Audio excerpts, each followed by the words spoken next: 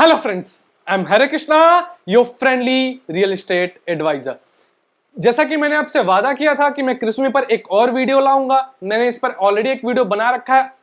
अभी तक आपने अगर वो वीडियो नहीं देखा है तो मैं इसका लिंक आई बटन में ऊपर डाल रहा हूं। Please watch that video before watching this one. 1 LDK के ऑप्शंस थे और स्टूडियो अपार्टमेंट के भी ऑप्शंस थे, तकरीबन 325 के आसपास। जितने यूनिट्स थी उससे ज्यादा ईओआईज आई हैं। दैट मीन्स कि जो भी इन्वेस्टर्स हैं उन्होंने खुले हाथों से इसे एक्सेप्ट किया है। I am not very grateful with that thing कि बहुत अच्छा कुछ हुआ है। आई थिंक जो स्कीम्स ऑफर की गई उन्हें काफी लुक्रेटिव लगी होंगी जो इन्वेस्टर्स हैं।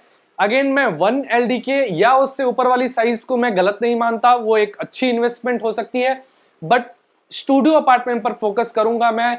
काफी इंक्वायरीज थी मेरे पास कि नहीं, आप स्टूडियो अपार्टमेंट को इतना खराब कैसे बोल सकते हैं। तो आई थॉट कि let's come up with a video कि मैं हर एक जो क्वेश्चन थे उसका मैं आंसर भी कर पाऊं और आप सबकी हेल्प कर पाऊं। ऑल्दो अगर आप स्टूडियो अपार्टमेंट लेना भी चाहते हैं या 1 LDK लेना भी चाहते हैं, दैट इज सोल्ड आउट।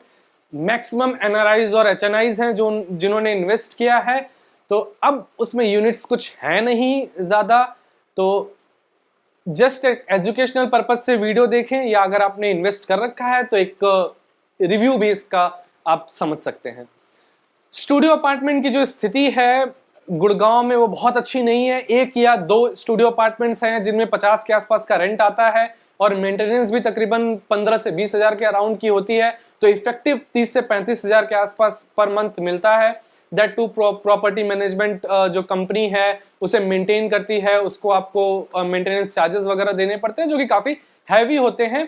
यहां पर भी बात करें तो सेम चीज होगी। लोग कह रहे हैं कि हाँ 1 लाख से ज्यादा का स्टूडियो अपार्टमेंट का रेंट मिलेगा, विच आई डोंट थिंक कि ऐसा कुछ होगा। हाँ, 5 साल बाद 1 लाख भी अपने आप में डिप्रिशिएट करेगा आज के हिसाब से देखें तो। बट अगर इतना ही लिक्रेटिव स्टूडियो अपार्टमेंट का रेंटल आने वाला है तो सुमितोमो क्यों इसे इन्वेस्टर्स को बेच रही है, और वो भी प्री लीज ऑफर्स पर, फिक्स रेंटल इनकम पर। अगर इतना ही अच्छा है तो don't sell it, keep it with yourself only. अगर 10% के आसपास का रेंटल आपको दिख रहा है तो earn it. Sumitomo has money, Fortune 500 की कंपनी है, पैसे की कोई कमी नहीं है। अगर इनको ये लगता है कि हाँ ये एक सोने का अंडा देने वाली ये मुर्गी है तो फिर आप बेच ही क्यों रहे हो? दैट मीन्स कि दे नो कि कहीं ना कहीं इनको एक प्लानिंग में मिस्टेक हुई है। मुंबई में अगर ये होता, जैसा कि मैंने आपको पहले वाले वीडियो में बताया था, तो वहां पर चल जाता, बिल्कुल पॉश लोकेशन पर होता। ऑल्दो इसकी लोकेशन भी अच्छी है, बट यहां गुड़गांव में 1 LDK में आकर के कोई एक लीडरशिप वाला बंदा तो नहीं रहने वाला है। यहां का तो कोई नहीं रहने वाला। अब पिक्चर्स दिखाया जाता है, हमें स्टोरीज सुनाई जाती हैं कि जो हमारे एक्सपेक्ट्स हैं वो आकर के रहेंगे। बट द पॉइंट इज, अभी अपने पे एग्जाम्पल लेकर के मैं समझाता हूं। हम इंडियंस जब किसी बड़े शहर में जाते हैं, अपने से अच्छी इकोनॉमी वाली कंट्री में जाते हैं, चाहे वो न्यूयॉर्क हो या लंदन हो या लेट्स से टोक्यो भी हो, वहां पर महंगाई ज्यादा है, वहां पर रेंटल कॉस्ट बहुत ज्यादा है। तो हम प्रेफर करते हैं कि वहां पर कंपैरेटिवली छोटा कमरा ले लें। मे बी हम यहाँ पर 3 BHK में रह रहे हो, वहां पर जाकर के हम स्टूडियो अपार्टमेंट या छोटे स्टूडियो अपार्टमेंट पे भी रह लेंगे। कॉम्पैक्ट लिविंग में भी थोड़ा सा एडजस्ट करके रह लेंगे, क्योंकि हम वहां पर बहुत ज्यादा एक्सपेंड नहीं करना चाहते हैं और अपना पैसा भी बचाना चाहते हैं। बट यही माइंडसेट जब हम किसी अपने से वीकर इकोनॉमी वाली कंट्री में जाते हैं तो हमारा माइंडसेट बिल्कुल डिफरेंट होता है। हम भले यहाँ पर 3 BHK में रह रहे हो तो कंपनी ही कहीं ना कहीं हमें वहां पर विला ऑफर कर देती है। जो कॉर्पोरेट एम्प्लॉइज हैं वो जानते होंगे, जो अफ्रीकन कंट्रीज हैं या जो साउथ यूरोप वाली कंट्रीज हैं, वहां पर जब वो विजिट करते हैं और इंडिया से वीकर इकोनॉमी होती है वहां की, तो वो प्रेफर करते हैं कि चलो ठीक है, आए हैं तो एक लग्जरी लाइफस्टाइल ही जी लेते हैं। यहां पर भले वो 50 हजार का रेंट दे रहे हो तो इफेक्टिव रेंट वहां पर 40 के आसपास का पड़ता है। तो एक लग्जरियस लाइफस्टाइल के लिए बेहतरीन ऑप्शन लगता है उनको, तो वो कॉम्पैक्ट लिविंग की तरफ नहीं जाते। The same thing applies with expats as well. जो टोक्यो या कोरिया वगैरह से यहां पर आएंगे रहने के लिए, तो एक वीकर इकोनॉमी वाली कंट्री में आ रहे हैं तो एक बड़ा घर लेना पसंद करेंगे। और द थिंग इज, आज कितने ऐसे कोरियंस और जापानीज हैं या और भी एक्सपेक्ट्स हैं जो ऐसे स्टूडियो अपार्टमेंट्स में रह रहे हैं। The thing is you will realise कि वो हार्डली एक कंपनी में 50 से 60 लोग होते हैं, उसमें से भी वो प्रेफर करते हैं किसी लग्जरी सोसाइटी में रहने के लिए या किसी बेहतरीन होटल में रहने के लिए, ना कि किसी स्टूडियो अपार्टमेंट में रहने के लिए, क्योंकि वो अगेन कॉम्पैक्ट लिविंग का ऑप्शन है। कॉम्पैक्ट लिविंग पसंद कौन करते हैं? जो फैंग कंपनीज में काम कर रहे हो, एक अच्छी पोजीशन पर हो, अच्छा सैलरी वगैरह हो 5-6 लाख के आसपास, तो वो 50 से 60 हजार के आसपास का रेंट यहाँ पर देने के लिए तैयार होते हैं, क्योंकि वहां पर सब कुछ पका पकाया मिल जाता है उनको। स्टूडियो अपार्टमेंट फिर भी ऐसे लोग बहुत कम हैं जो एक लेवल से ऊपर का अर्न करते हैं, इसी वजह से स्टूडियो अपार्टमेंट्स गुड़गांव में अच्छा नहीं कर रहे हैं। अगर मैं नोएडा का एग्जांपल लूं, नोएडा में एक स्टूडियो अपार्टमेंट अभी रिसेंटली लॉन्च हुआ था, नोएडा एक्सप्रेस वे पर, तकरीबन 35 लाख के आसपास का टिकट साइज था, वो था, सोल्ड आउट हो गया वो एक ही बार में। 15 से 20 हजार के आसपास की उसकी रेंटल इनकम थी, वहां पर फिर भी ठीक था, क्योंकि वो लो बजट इन्वेस्टमेंट है और जो रेंटल इनकम आएगी वो 15, 20 या 25 मैक्सिमम इस तरीके की होगी।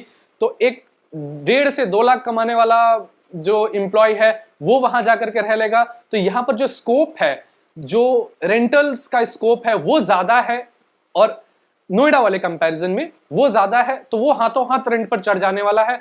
बट यहाँ पर एक बहुत नीश लोगों के लिए प्रोजेक्ट है, वो नीश बहुत कम लोग एग्जिस्ट करते हैं और उनके पास ऑप्शंस भी बहुत ज्यादा हैं। आई थिंक अगर आप स्टूडियो अपार्टमेंट पे इन्वेस्ट किया है तो रीथिंक योर डिसीजन।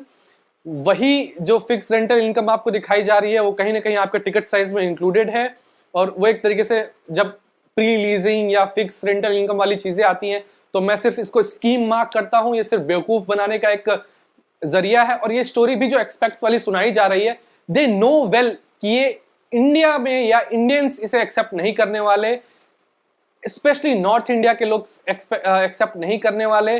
मुंबई वाले कर सकते हैं या जो यहाँ पर नहीं रहते हैं वो कर सकते हैं। और आप अगर बाइंग पैटर्न भी देखेंगे तो कहीं ना कहीं वैसे लोगों ने ही लिया है। यूनिट्स कम थी, 1 LDK की भी स्टूडियो अपार्टमेंट की तो निकल गई उनकी, बट यूनिट्स हैं भी नहीं, और मैं ये रिकमेंड करूंगा कि आप इसमें जाएं भी ना। अपनी दूसरी वीडियो में, जो पहली वीडियो थी सॉरी, उसमें मैंने 2 BHK, 3 BHK and 3 BHK plus S को बेहतरीन बताया था। आज भी वो बहुत बेहतरीन है। जो अपकमिंग फेजेस होंगे उसमें आप बिल्कुल ब्लाइंडली इन्वेस्ट कर सकते हैं। दो अगर वो 18 या 20 हजार की रेट पर भी आए तो भी कोई इशू नहीं है। एक बेहतरीन सोसाइटी है, बेहतरीन लग्जरियस लाइफस्टाइल देगी आपको। और ऑटोमोबाइल के साथ अगर मैं कंपेयर करूं, क्योंकि इन कृष्णा कंपनी के साथ इनका जो कृष्णा एक ऑटोमोबाइल कंपनी है उनके साथ इनका कोलैबोरेशन है, तो जब भी कोई बाहर वाली कंपनीज होती हैं जो एक नीश प्रोडक्ट, नीश इंजन डेवलप करती हैं ऑटोमोबाइल में, चाहे आप इनोवा को लगा लीजिए, जो भी अच्छी कंपनीज हैं उनके अच्छे प्रोडक्ट्स हैं, चाहे फोर्ड की एंडेवर वगैरह हो, तो ये सरवाइव ही कर रही है मार्केट में क्योंकि एक हाई एंड का प्रोडक्ट लाती हैं और सिर्फ एक नीश लोग प्रेफर करते हैं।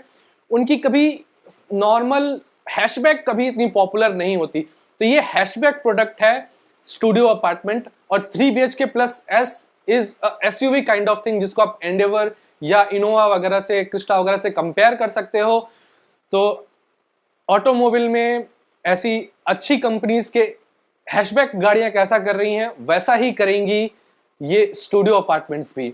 तो आई डोंट थिंक कि बहुत ज्यादा वैल्यू निकलने वाली है। अगर आपका स्टिल कोई कंफ्यूजन है या कोई क्वेरी है तो please fill the query and concern form mention in the description below. अगर आपको ये वीडियो पसंद आई हो, मेरी टॉक्स सेंसिबल लगी हो, तो प्लीज इसे एक लाइक दें और अपने फ्रेंड्स एंड फैमिली ग्रुप्स में शेयर करें। Thank you.